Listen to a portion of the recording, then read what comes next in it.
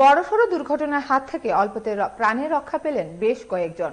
সোমবার সকালে চুরিলাম পেট্রোল পাম্পের সামনে একটি গাড়ি দ্রুত গতিতে এসে নিয়ন্ত্রণ হারিয়ে ইলেকট্রনিক ট্রান্সফরমারের খুঁটিতে ধাক্কা দেয়। বিকট শব্দে স্থানীয়রা ছুটে আসলে গাড়ি চালক পালিয়ে যায় বলে অভিযোগ। গাড়িতে আরো দুজন ছিলেন, তবে এদিন অল্পেতে প্রাণে রক্ষা পেলেন একজন শ্রমিক ও রাস্তায় দাঁড়িয়ে থাকা দুই মহিলা, কারণ তাদের ঘেঁষে গিয়ে গাড়িটি দুর্ঘটনাগ্রস্ত হয়েছে।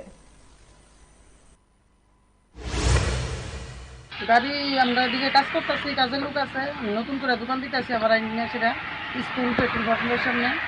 আমরা ওদিকে সুমিতলার মধ্যে দুইটা মহিলা বইয়া কথা করতেছি, গাড়িটা 100-র উপরে মনে হয় আসলো, একবার সেটা উইরা এসেরা এদিকে এসেরা পড়ছে ক্যাম্পাসের লোকে, তোমার রিয়ার লোকে আর কি কারেন্টের পিলারের লোকে অতিরিক্ত মানে অল্পতে রক্ষার অক্ষণে আমরা বাচ্চা দিচ্ছি যে কাজের লোক একজন মারা গেল হইলে আমরা দুইটা মহিলাও মারা গেলাম এরকম ভাবে।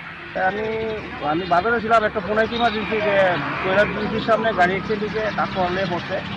তারপরে আমি ঘুরে দেখলাম যে এরকম অবস্থায় আছে। তারপরে এখন কিন্তু আমরা জ্ঞান কাটতে পারতাম না, তখন আমরা উপরে সাতটা হলে জাম্পারি গেটে লাইন চালু করে দিচ্ছি।